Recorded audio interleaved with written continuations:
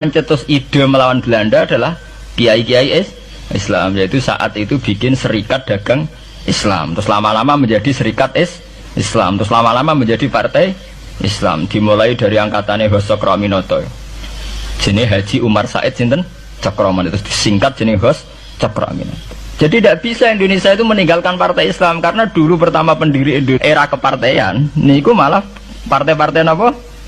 Islam yang lahir di Solo, di Jogja. Bahkan sebelum ada negara yang bernama Indonesia, itu ada negara yang bernama Demak Bintoro, ada Demak Ngayogyakarta Karto. Itu semua negeri apa? Islam. Ya, paham? Sehingga secara kesejarahan kita tidak kalah sama tuanya Soekarnoisme atau Partai PNI. Dan sampai kan kita ini kan kayak dinabubukkan seakan-akan Indonesia itu dimulai dari Soekarno. Sehingga nak wani Pak Karno itu koyok-koyok itu kita anti Indonesia. Ya kita tidak mungkin nggak menghormati Soekarno, beliau sebagai pahlawan besar kita hormati. Ya, tapi ya kebesaran Pak Karno demi bangsa Indonesia jangan kemudian direduksi, disederhanakan hanya melewati partai. Ya itu kan namanya pengkerdilan. Tentu Pak Karno bikin negara ini ya untuk semua bangsa, bukan untuk PDIP saja, bukan untuk partai-partai marhainisme saja, juga bukan untuk partai-partai yang berfaham Soekarnoisme saja. Ya sama, tapi kita juga adil, sebagai kiai juga adil. Hos Cokroaminoto bikin partai Islam adalah untuk mengusir Belanda dari bumi Indonesia, yang nantinya juga untuk kepentingan semua bangsa Indonesia, tidak hanya yang Islam saja. Ya kita adil, sama-sama adil. Saat nasionalisme ya tidak mengurangi keagamaan, saat keagamaan tidak mengurangi nasionalis. Tapi itu tadi, kemudian ini dikerdilkan secara politik. Di sawangannya nak wis duwete Pak Hasim Mbak Mega nasionalis religius itu sudah ditren. Angger duet senengane pasangan nasionalis sampai religius. Apa nak nasionalis terus wajib sholat?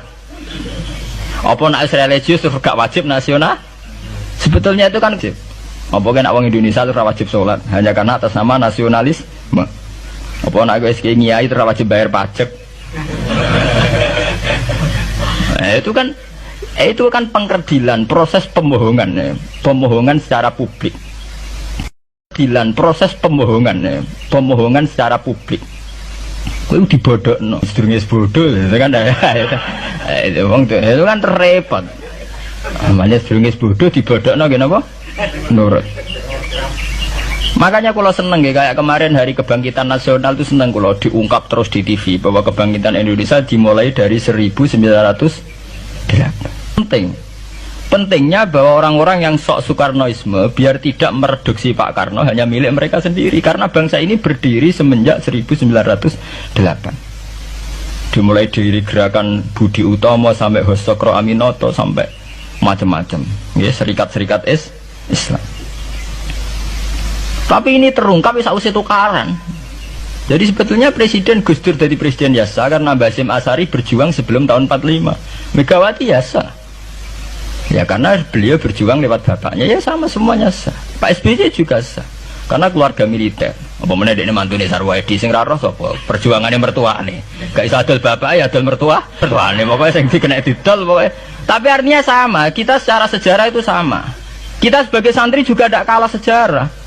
Karena berdirinya nasional dan lewat para kiai itu takokno sejarawan manapun.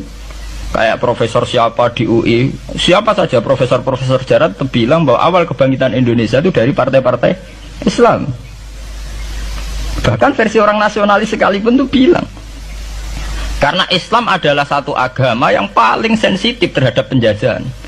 Karena Islam melahirkan satu faham jihad, bahwa ketika ada kolonial Belanda, wong Islam terinspirasi harus jihad. Sehingga lahir partai-partai Islam. Dulu yang dilawan itu perdagangan. Ini kalau cerita sejarah, santri-santri sadar. Jadi santri salaf dengan model sekarang sing raro duit, raro dagang itu sebetulnya mengkhianati pendiri santri. Lho boten niku lho fair. Sing gak seneng dagang, gak seneng mergawe itu mengkhianati pendiri pesantren. Sampai lihat sejarah, tahun 1908 itu namanya tidak SI, tidak Serikat Islam, tapi Serikat Dagang Islam. Karena para kiai adalah melawan dominasi Cina di Surakarta dan dominasi Belanda menguasai sentra-sentra perdagangan. Sehingga yang dilawan pertama adalah piye supaya kolonial gak menguasai aset-aset ekonomi.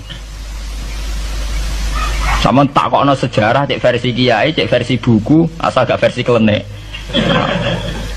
Itu pertama yang dilawan para ulama adalah penguasaan aset ekonomi oleh Cina dan Belanda, sehingga mereka bikin serikat dagang Islam.